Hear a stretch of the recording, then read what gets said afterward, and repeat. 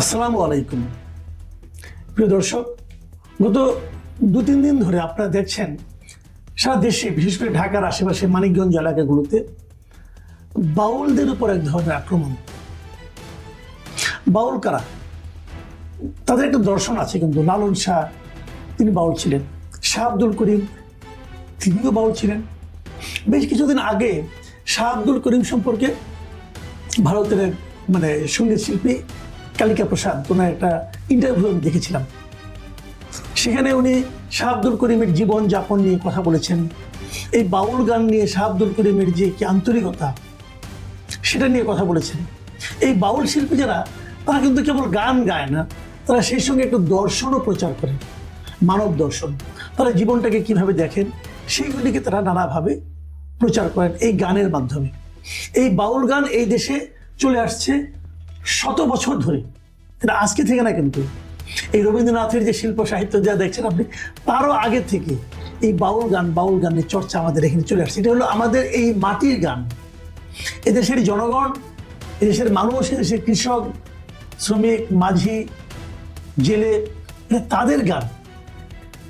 এই গানটার জন্য কোনো স্কুল নাই, কোনো কলেজে এই গান শেখানো হয় না, স্কুল কলেজের এই গান আসেনি। এটা মানুষের মন থেকে এসেছে, মানুষের যে উৎপত্তি, উৎসস্থল, সেখান থেকে এসেছে। বহুদিন ধরে এই গানগুলি চলে আসছে আমাদের এই দেশে। এটাই আমাদের কালচার। এখন কোন কালচার থাকবে এবং কোন কালচার থাকবে না, সেটা যদি নির্ধারণ করার দায়িত্ব দেওয়া হয় এমন একটা গোষ্ঠীর হাতে যারা কালচারই বোঝেন না, তাহলে কেমন হবে? যারা বাউল গান করেন তারা কি মুসলমান না? তারা কি ধার্মিক না? তারা তাদের মতো করে ধর্ম পালন নিয়ে কিন্তু আরেক যন্ত্রণা বললাম শব্দের অন্য অর্থে আপনারা অন্যভাবে নেবেন না। যন্ত্রণা বলছে এই কারণে যে আপনি চট করে কিন্তু বলতে পারবেন না যে তার ধর্মটা হচ্ছে না। পৃথিবীতে অনেক ধর্ম আছে, কিন্তু এই ধর্মীয় সহাবস্থানের কথা, আমরা যে ধর্মের অনুসারী, ইসলাম ধর্মের অনুসারী, আমাদের ইসলাম ধর্ম কিন্তু ধর্মীয় সহাবস্থানের কথা স্বীকার করেছেন, এবং অন্য ধর্মের যারা পালন করবেন তাদেরকে তাদের ধর্ম পালনের সমস্ত সুযোগ সুবিধা দেওয়ার জন্য বলেছেন। আলাদা আলাদা ধর্ম, এগুলো নিয়ে কেন এরকম হচ্ছে? ধরা যাক, আমি একটা তর্কের জন্য একটা কথা বলি। ধরা যাক আমি মুসলিম, আপনিও মুসলিম। আমি যদি আপনাকে আমি প্রশ্ন করি, আপনি কোন মুসলিম? আপনি শিয়া নাকি সুন্নি? বলুন। যদি আপনি সুন্নি হন, তাহলে মিনিমাম এই যে পৃথিবীতে এখনো 15% মুসলিম আছে যারা নাকি শিয়া ধর্মাবলম্বী। তারা কি অমুসলিম? আচ্ছা ঠিক আছে, রাখেন এটা। আপনি যখন সুন্নি মুসলিম বলেন, তখন আপনাকে যদি আমি প্রশ্ন করি, আপনি সুন্নি মুসলিমের কোন মাযহাবের অনুসারী? মাযহাব মানে মোটামুটি 4টা মাযহাব তো আছেই, আছে না? বলেন। কিন্তু যদি আপনি হানাফি মাযহাবের অনুসারী হন, তাহলে হানাফির সংখ্যা কত? এই সুন্নি মুসলিমের সংখ্যা হলো প্রায় 85%-এর মতো লোক। পৃথিবীতে যত মুসলমান আছে তার 85% হলো সুন্নি মুসলিম। এই সুন্নিদের মধ্যে, এই 85-এর মধ্যে 45% হলো হানাফি। শাফি হলো 25%, শাফি মাযহাবে।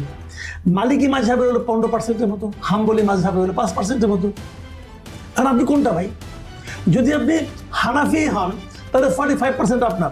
তাহলে দেখেন টোটাল মুসলমানের মধ্যে আপনি কিন্তু মাত্র 45%-এর অনুসারী, এবং হানাফি নয় এমন লোকের সংখ্যা কিন্তু মুসলিমদের মধ্যে 55%। তাহলে 55% ভুল, আপনি ঠিক।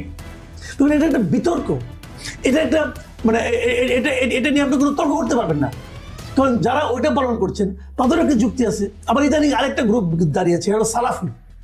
এটা সৌদি আরবের একটা গ্রুপ আছে, এটা সালাফি। তো আপনি কি সালাফি? আপনি কিভাবে তর্ক করবেন? কার নিয়মে তর্ক করবেন? পৃথিবীতে এই মুহূর্তে মুসলিম কান্ট্রি কয়টা আছে? মুসলিম কান্ট্রি অনেক আছে, কিন্তু ইসলামের শাসন প্রচলিত আছে কোন দেশে? বলেন। আফগানিস্তানে, ইরানে, এই তো। সৌদি আরবে কি ইসলামী শাসন? ইসলামিক রাষ্ট্রতন্ত্র সাপোর্ট করে? ভাবুন একবার কথাগুলো। তো এখন আপনি কোন দিকে যাবেন? সৌদি, আপনি যদি ইরানে যান, ইরান শিয়া মুসলিম, আবার আফগানিস্তানে সুন্নি, কোনটা ঠিক? তো এগুলো তো একটা বড় বিতর্ক ভাই। এই বিতর্কের সমাধান আপনি করতে পারবেন। আচ্ছা, আমরা বাংলাদেশের প্রেক্ষিতে আলাপ করি। বাংলাদেশের মুসলিম অনেকগুলো আছে, অনেকগুলি বলবেন কি? অনেকগুলি না, একটাই মুসলিম। ঠিক আছে, একটাই মুসলিম মানলাম। তো হাফিজি আপনার হেফাজতে ইসলাম যারা আছেন, তারা কি জামাতে ইসলামের কে স্বীকার করেন? তারা বলেন জামাতে ইসলাম করলে নাকি ইমানই চলে যাবে। এই হেফাজতে ইসলামের মাওলানাটা বলেন। তো আপনি কি হেফাজতপন্থী নাকি জামাতপন্থী? আবার এর বাইরে আছে একটা পীরপন্থী, যেমন ইসলামী আন্দোলন যেটা চরমনের পীর, ওরা তো পীরপন্থী। জামাত ইসলাম কি পীরতন্ত্রকে স্বীকার করে? মাজার ভাঙতেছে কারা? মাজার কারা ভাঙতেছে? বাজার যারা ভাঙছে তারা কোন লাইনের লোক? তারা তো হেফাজত ইসলামের লাইন, তারা তো চরমনের লাইনের লোক না, তারা জামাত লাইনের লোক। তাহলে এখানে আপনি এখানেই ধরেন, এখানে আপনি কোনটা মানবেন? ইদানিং আরেকটা আমরা দেখতে পাচ্ছি, বিভিন্ন ইউটিউবে আপনি দেখবেন অনেক ইসলামী স্কলার বক্তৃতা করেন, অনেক নাম করা স্কলার আছে। যেমন আজহারি সাহেব একজন আছেন, খুব নাম করা এবং খুব ইংরেজি বাংলা আরবি মিলাই মিশিয়া অনেক বক্তৃতা করেন, খুব জ্ঞানী লোক। তাহিরি সাহেব একজন আছেন, আবার এনায়েতুল্লাহ আব্বাসী নামে একজন আছেন। এখন আপনি কোনটা শুনবেন? এনায়েতুল্লাহ আব্বাসী যেটা বলেন, আজহারি সাহেব কি সেটা বলেন? ভাবুন আপনি কোনটা? ভাই এরকম যদি আপনি ধরতে থাকেন না, তাহলে আপনি ঝামেলা পড়ে যাবেন ভাই। কাজে আপনার যেটা বিশ্বাস হয়, আপনার যে জ্ঞান, আজকে আপনার যে জ্ঞান, আপনি এই জ্ঞান দিয়ে যেটাকে সঠিক মনে করেন আপনি সেটা পালন করেন। আগামীকাল কিন্তু আপনার জ্ঞানের ব্যাপার পরিবর্তন হতে পারে। আগামীকাল হয়তো আপনি এনায়েতুল্লাহ আব্বাসীর একটা বক্তৃতা শুনে মনে হলো আরে এটি তো ঠিক, তখন আপনার আজহারিকে বাদ দিয়ে এনায়েতুল্লাহ আব্বাসীর ওই কথা ফলো করবেন। আবার দুদিন পরে এখান থেকে আরেক জায়গায়, এটা হতেই পারে, এটা কিন্তু সমস্যা নাই। কারণ আপনি তো আপনার জ্ঞান দিয়ে চিন্তা করতেছেন। যে জিনিসটা আমি বুঝি না সেই জিনিসটা আমাকে বোঝানো লাভ নাই। ধরেন আমি একটু উদাহরণ দিতে পারি, ক্লাস 5-এর একটা ছেলে খুব ভালো অঙ্ক টঙ্ক পারে, তাকে যদি আপনি ম্যাথমেটিক্সের মাস্টার্স ক্লাসে একটা অঙ্ক পাই না দেন, সে যত মেধাবী হোক সেটা বুঝবে? সেটা বুঝবে না। সে যদি না বুঝে তাহলে কি মাস্টার্সের অঙ্কটা ভুল হয়ে গেল? তাও তো হলো না। আপনি ক্লাস 5-এর ছাত্র রে ভাই, আপনি ক্লাস 5-এর ছাত্র। আর এনায়েতুল্লাহ আব্বাসী অথবা আজহারি সাহেব ওনারা মাস্টার্সের স্টুডেন্ট ইসলামের ক্ষেত্রে, অথবা মাস্টার্স পাস করে গেছেন। তো ওনাদের অনেক কিছু আমরা এখন বুঝবো না, পরে বুঝবো। কাউকে অবিশ্বাস করার কোনো দরকার নাই। আপনার জ্ঞান বুদ্ধিতে যতটুকু কুলায় ততটুকু আপনি করেন। তাহলে কি বেসিকটা কি? বেসিকটা যে যেটা করে তাকে সেটা করতে দেন। যদি আপনারটা ঠিক হয় আপনি আপনারটা পালন করেন। অন্যকে ঘাড়ে ধরে আপনার পথে আনার তো কোনো দরকার নাই। এই অধিকার তো আপনাকে কেউ দেয় নাই রে ভাই। দেশের আইনও আপনাকে দেয় নাই, ইসলামও আপনাকে দেয় নাই। তাহলে ওটা আপনি কেন করছেন? এইগুলো করতে যে কি হয়েছে দেখেন, এই বাউল দিনে যেটা হলো, একজন ভদ্রলোকে আবুল সরকার সাহেব উনি একটা কথা বলেছেন মাজার ভাঙা নিয়ে। এটা নিয়ে আপত্তি হতে পারে, এটা নিয়ে তার এটা নিয়ে বিতর্ক করেন, তাকে তর্ক করে আপনি প্রমাণ করে দেন যে আপনি ভুল বলছেন। কিন্তু আপনি তাকে মারতে গেলেন, তাকে মারলেন, তাকে ধরিয়ে দিলেন। যারা মারলো তারাই আমরা মামলা করলো, পুলিশে তাকে কোর্টে পাঠিয়ে দিল, জেল হাজতে পাঠিয়ে দিল। আবার তার অনুসারীরা মানিকগঞ্জে গেলেন একটা প্রোগ্রাম করতে, তাদেরকে পিটাইয়া পানিতে ফেলে দিলেন। দেখলাম তো ভিডিও দেখলাম ভাই, এটা কোনো মানবিক কাজ হলো? আপনি পারেন, পিঠের মধ্যে লাথি মারলেন আপনারা, এই কাজটা আপনি করতে পারেন, বেশ কয়েকজনকে আহত করলেন। এটা কেন করলেন? এই দেশটা এরকম ছিল না, কেন হলো এরকম? এই দেশটা হলো মততন্ত্র। আপনারা যে মত করছেন এটা ইসলাম না ভাই। আমি ইসলাম ভালো বুঝি না, আমি হয়তো ক্লাস 5-এর ছাত্র অথবা পড়াশোনাও শুরু করিনি, কিন্তু আমি আমার কমন সেন্স দিয়ে বলতেছি ভাই, এটা ইসলাম না, এটা কোনো ধর্মই না। আপনারা যেটা করতেছেন এটা হলো মততন্ত্র। মতকে ইসলাম সমর্থন করে না।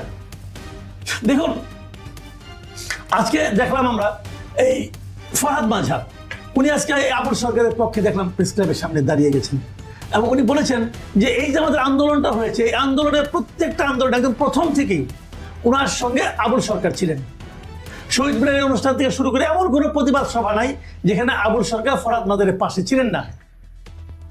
ফরহাদ মাজার বলতেছেন যে আপনারা তাকে গ্রেপ্তার করে নিয়ে যাওয়ার মানে আপনারা আমাকে গ্রেপ্তার করেছেন, আমি এটা মেনে নেব না। এর মধ্যে একটু আমি ভাবটা আছে, থাকুক, তাও কোনো সমস্যা নেই। ফরহাদ মাজারের যে বক্তব্যটা, এই বক্তব্যটা আপনি কি উড়াই দিতে পারেন? ফরহাদ মাজার আরো বলছেন যে মানিকগঞ্জে যারা নিরীহ বাউলদের পেটাচ্ছে আমি সেখানে থাকবো, আমাকে পেটাতে পারেন, আমরা প্রতিহিংসা করি না, কিন্তু আপনাদের শিক্ষা দিয়েই যাব। আপনি আরেক জায়গায় বলেছেন ইসলামের নামে যে সহিংসতা চালানো হচ্ছে এর সঙ্গে প্রকৃত ইসলামের কোনো যোগাযোগ নেই। নিরীহ মানুষের উপর জুলুমকারীরা কখনোই রাসূলের উম্মত দাবি করতে পারে না। ওনার বক্তব্য। এখন এই বক্তব্য নিয়ে আপনি আধা ঘন্টা আলাপ করতে পারেন, কোনো সমস্যা নাই। কিন্তু সমাজে আপনারা একটা অস্থিরতা তৈরি করছেন এবং সেটা করছেন ধর্মের নামে। এটা ঠিক না ভাই। আমাদের এই দেশে আমি তো আগেই বললাম যে আপনারা এখন কি এই সরকার আসার পরে কি শুরু হয়েছে? আমি মনে করি এই প্রত্যেকটা কাজের সঙ্গে সরকারের এক ধরনের প্রত্যক্ষ অথবা পরোক্ষ মদত আছে। সরকার এগুলি চায়, সরকার এরকম ভাবে, এই অন্তর্বর্তীকালীন সরকার, ডক্টর ইউনূসের সরকার, ওনারা এগুলি চান। এর মাধ্যমে নানা ছুতানাতায় তারা সমাজে একটা বিশৃঙ্খলা তৈরি করতে চান। কয়েকদিন আগে দেখলাম স্কুলের সঙ্গীত শিক্ষা হবে না, বেশ কয়েকটা রাজনৈতিক দলের লিডারকে দেখলাম বলতেছে সঙ্গীত শিক্ষা হবে।